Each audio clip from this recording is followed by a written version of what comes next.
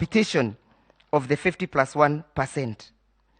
That when the chairman gave his final public address about the voters' turnout, he deliberately exempted those individuals who voted manually.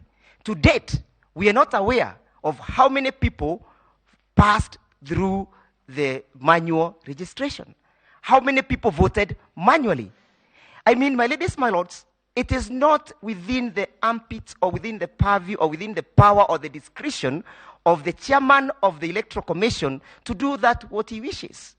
He cannot deal with the question of elections from his aspirations or from his wishes.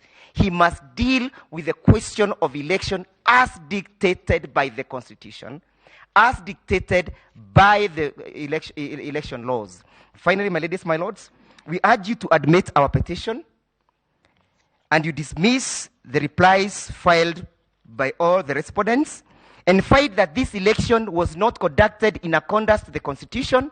And my ladies, my lords, that you give an order that the sovereignty of the people must be respected. And the sovereignty of the people cannot be respected, cannot be upheld where there is serious transgression at the wishes of the chairman of the Electoral Commission. Finally, my ladies, my lords, there needs to be a retribution. There needs to be a stop of all these transgressions.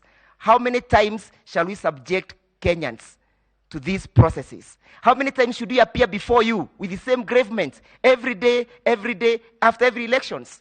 There ought to be a stop.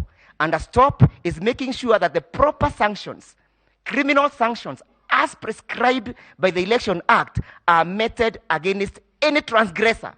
And there is no one who is above the law, including the chairman, so that people may learn to respect the law. I'm so obliged. I donate the 26 minutes to the court. Thank you. Seconds.